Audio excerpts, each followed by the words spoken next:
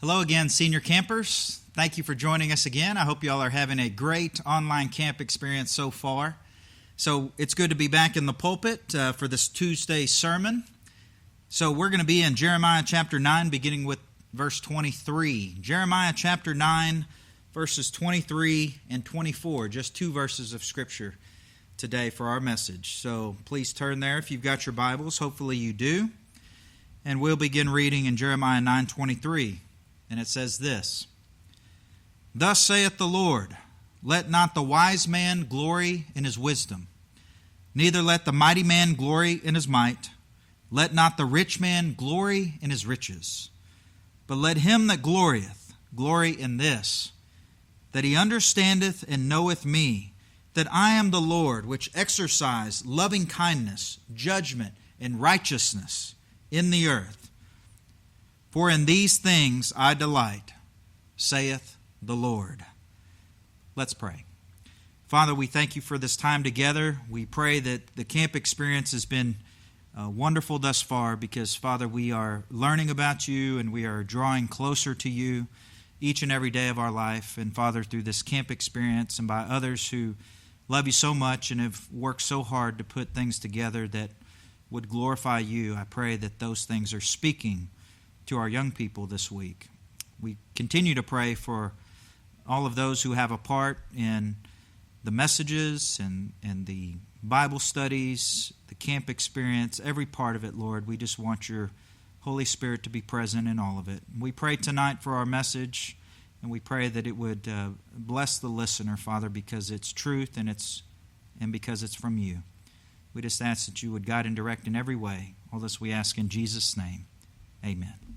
Amen. Jeremiah 9:23 and 24. Yesterday we spoke of the difference between knowing things, having information through observation or through instruction, and having information about God, knowing God personally, intimately, beholding Him, seeing Him for who He is, truly knowing Him in your heart. So there really is a difference in those two ideas. We also talked about how the internet, which has come really such a long way in a short amount of time, if you think about it, the information superhighway. Remember, that's what it was called? Maybe it still is. But how it created an explosion of information for essentially everyone, anyone who wants to know stuff, anything. You want to know things about life, you Google it, or you search the internet, right? Remember the article that lists 31 things? We didn't name them all. But there's all things you can learn, all kinds of information you can get off the internet. But let us also be aware of this. There is real danger for all of you, and even for adults, to overload their minds with information or with knowledge because it can distract you and detract you, which means pulling you away from the things in life that are the most important. And we've already said it. We said it last night. Having a faith relationship, a knowing relationship with God. That is the most important thing. And so flooding your mind with all kinds of information coming in all kinds of different directions, just like the traffic, the information superhighway, it can detract you and it can distract you from so many different things and in so many different ways. But one of the greatest truths that always speaks to my heart about the Lord is the fact that He loves us so much, He is always willing to tell us when we are wrong. And because it's God, and because He knows what He's doing, and because He knows how you were created and how you're made, He always does it in a way that is loving, in a way that we need to hear it. And some of you think when somebody tells you you're wrong, some of you may think that's not very loving. But I want you to know that when it's coming from God, it is always loving. Some people think that telling you what you want to hear all the time is more of a loving thing, but in reality it's not. Because God says there is information that you need. There is knowledge that you must have about me and for all of eternity. And if you don't get to that place of hearing this information and believing this information, then we're not going to be in a good place. So God needs us to hear it and to know it. And God is a loving God who is willing to help us get there. So when it comes to knowing God, we need Him to let us know when something is not right. So don't be afraid of that, young people. Don't be afraid of being corrected. He wants what's best for you, because this information that we are talking about this week, this truth, this knowledge is the only knowledge that can save us. The only kind of information that saves us, that pulls us from the depths of sin and the depths of hell and brings us to a place that is pleasing with God and gives us peace in our life. Don't be afraid of that. God needs you to know it. So in Jeremiah 9:23 and 24, God reminds us of this truth. He reminds us that His truth is simple and that His truth is vital. And when we say the word vital, we mean absolutely necessary and essential for life. So here's God telling us in 2 verses what is wrong and what is right in a very simple way. So first look at verse 23 one more time. Thus saith the Lord, let not the wise man glory in his wisdom, neither let the mighty man glory in his might, let not the rich man glory in his riches. Do you notice God talked about 3 different types of men? Listen how God went directly to the root or to the core of man's selfish, most precious desires, and He called them wrong. Maybe if you've ever read this verse before, you've never thought of it that way. But God is telling men at the core, these things are wrong. So first He said, let not the wise man glory in his wisdom. Have you ever met someone who you just thought was really intelligent? I know I have. I'm not one of those people. But I've met a lot of people who are really intelligent, where you've thought to yourself, man, they are smart. They are witty. They get it quickly. Maybe they make perfect grades, straight A's, whatever you want to say. They're just very intelligent. Maybe they're very skilled at math, science, or maybe they have an excellent memory, and it causes you to think to yourself, man, they are smart. They are intelligent. I've always thought to myself, wow, that's cool that they can do those things, that they have that kind of mind, because again, I don't have a brain that functions that way. But I always appreciate minds that are intelligent. Some other words for wisdom here would be cunning, skillful, artful. Now, if this would or could be a good thing, it can be, rather, a good thing to have this kind of wisdom. If it is good, why would God say not to glory in that? Remember what He said in the verse? Let not the wise man glory in his wisdom. So if here I am saying, wow, this is really great. Look how intelligent this man is. Look how smart they are. Why is God saying, let not that man glory in that kind of wisdom? So think about that, and we're going to answer that question in just a moment. But we're going to go on. Let not the mighty man glory in his might. Another word for mighty might be, or other words rather, powerful, strong, a warrior, or valiant. And when I think of mighty men in the Bible, the first one that came to mind to me was Goliath. Goliath, maybe Samson for some of you. You think of mighty men. I'm not talking necessarily good or bad, just mighty men. Do you remember the story of David and Goliath? You know, Goliath was 9 feet tall, the Philistine who was against the Israelite army. And he was against God's people in Israel. And remember, nobody wanted to fight him. So he came down to God's people and he said, give me your best warrior. Let's settle this now, one-on-one. And if I win, you're going to serve us, the Philistines. And if you win, we'll serve you. And nobody wanted to fight this Philistine giant. He was a valiant warrior. He was trained since he was a young boy to be a warrior. He was a huge man. And everyone was very intimidated by him. And they were terrified to fight him. That is until David, the little shepherd boy, who we all know. We love that story. And it has some powerful meaning to it, but that's not for tonight. He came to fight in the name of the Lord. But Goliath was a true earthly definition of a mighty man. And who would not want that kind of honor or prestige or respect that he had, both among his men and among enemy armies? He was a mighty man, a valiant warrior. Sounds like something to be proud of, does it not? But God said, let not the mighty man glory in his might. So again, we ask, why? And again, I'll say, we'll come back to that. So finally, the Lord said, let not the rich man glory in his riches. And where do you begin to speak of this idea of being rich? It's more obvious. Wealthy, having money, buying all the Xbox games you want, all the clothes you want, the house you want, the cars, go out to eat all the time, whenever, wherever, or whenever. And we could go on. And money in this world can buy you a lot of things. And also, oftentimes to have money even comes fame or popularity. But guess what? God said it again. Do not let the rich man glory in his riches or in his wealth. Why? Well, God finally, let's answer that question. God needs us to listen to his reasoning because he needs us to know. K-N-O-W. Wisdom or intelligence, might, power, and strength, and riches and wealth are all the things that should never, ever, ever define you. God never wants these things. You see, he takes the core, these three things, the core of man's selfish desires, the things that they seek the most, wisdom, might, riches. And he says, never, ever let these things define you. You see, when you glory or boast in these things, you're saying, look at me. And you're saying, these things define who I am. They're so important to me that they become a part of who you are in your core, in your essence. And if that's not true, then why would anyone boast about them? So young people, you see, wisdom, might, and riches should never define who you are.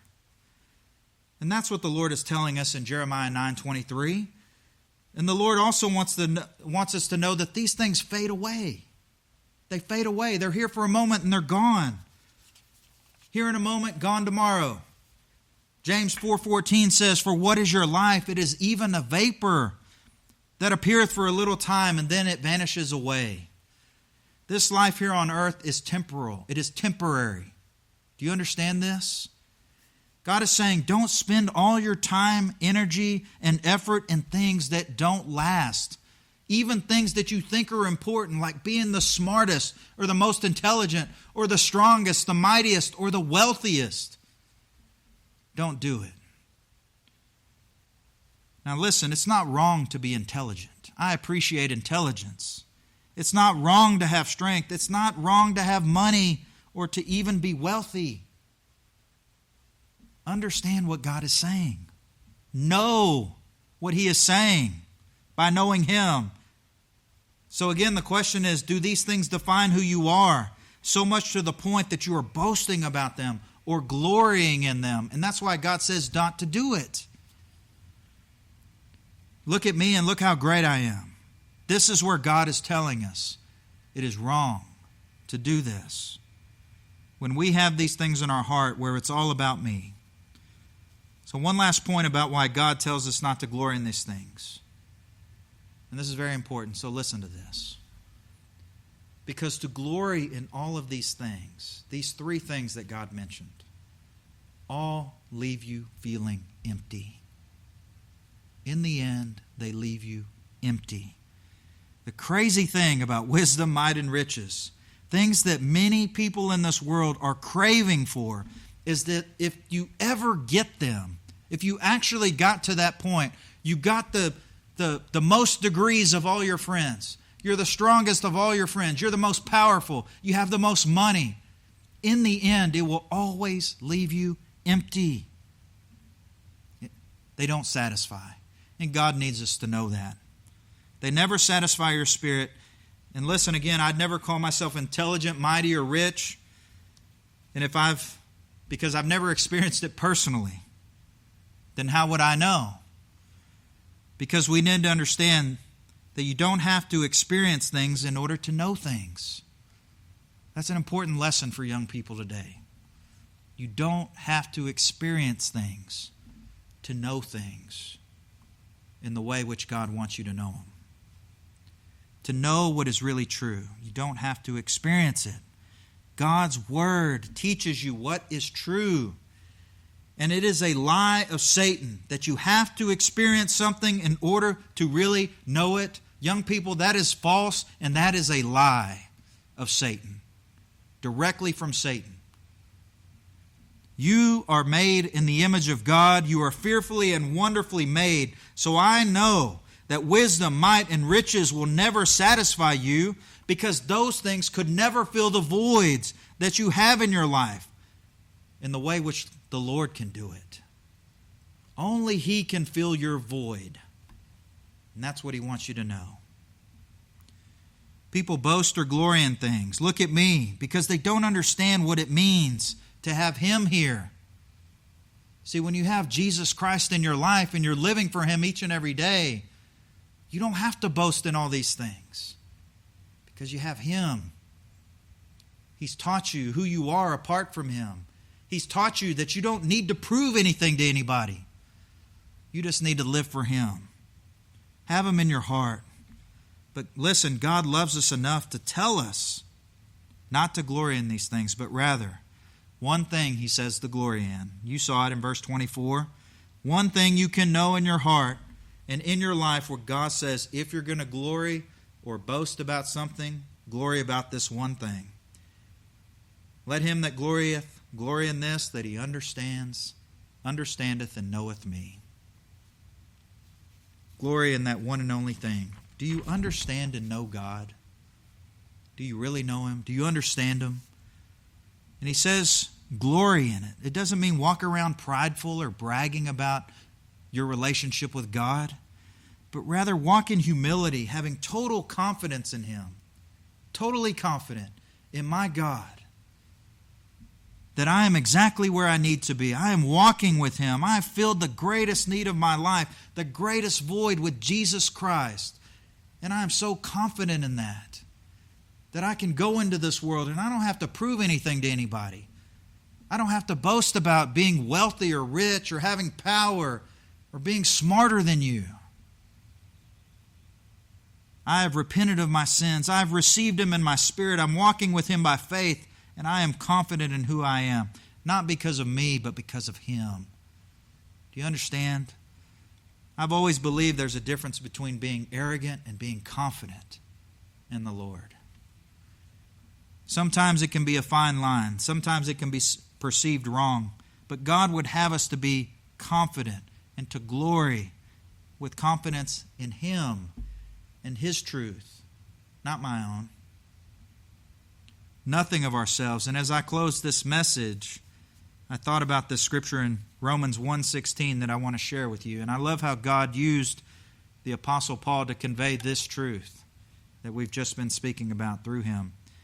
In Romans 1:16 he said, "For I am not ashamed of the gospel of Christ." I'm not ashamed of it. "For it is the power of God unto salvation to every one that believeth, to the Jew first and also to the Greek." That means to all people, everyone. This truth is for them. And I'm not ashamed of it, because through it is the power of God unto salvation to everyone that believes. You see the confidence? Do you see what Paul was glorying in? Was it himself, his power, his intelligence? No, it was the gospel of Jesus Christ that changed his life, just like the gospel can change your life. That's what God needs you to know. That is what must define you. That is what you must know. So I know church camp has been a little different this year. No camp, right? We're not going to camp. No camp. But listen, God says, know. Know who I am. Know me. Understand and know me. We've turned this into a virtual no camp, as in know God and know Him. But I hope you're as grateful and thankful as I am that even though we can't be together physically and doing all the wonderful things we'd be doing as a group, as we think about these things, all these great things we'd be doing together and how much fun we'd have. I know how much fun I have. But also about learning about God. All these things we'd be doing together as a group. Listen, even through our virtual camp, we can still glory in the most important thing in the world. And I mean it that way. It's not hyperbole. That's not exaggeration. the most important thing in the world, the most important thing in your life, we can still do it together, and that is knowing God. Thank you for listening. Thank you for the opportunity to speak to you this week. And I pray that God has spoken to your heart about knowing Him. And I know, again, Pastor Bill Scott and Pastor Jerry Sly is going to give us more messages throughout the week. But I just want you to know, as I leave you with this, there is nothing, and I mean nothing, more important than you can do with your life than to trust in Jesus Christ. Trust Him. He will take you where you are, in your circumstance, in your home, in your school. He will take you where you are, and He will lead you. He will hold your hand each and every day. All you have to do is trust Him. So I'm going to ask you one more time, do you really know Him? Do you know Him? I pray that you do. Let's close in prayer. Father, we thank you for this time together. Thank you for all of these young people who have gathered together through our online virtual camp this year. I just want to thank you for James and Cameron and Pam and all of our pastors and those who have been willing to teach, and our counselors and so many, Father, who have come and gathered together, Father, from afar, and yet it seems like we're so close because we have invited you to be in our midst. So, Lord, we just thank you for this time. We pray that you would help us to know you better. Father, we pray that we would take all the things that we hear from you and that we would apply them to our hearts and that we would live for you each and every day. Help our young people to know that they can do that. By your power, by grace through faith, they can know you personally, and their life can be very powerful out in this world that needs it, that needs you desperately. So I pray that you would continue to be with us throughout the week. And thank you for this time together, and I pray that you would just meet the need of each and every person who is present. All this we ask in Jesus' name. Amen. Amen. God bless you.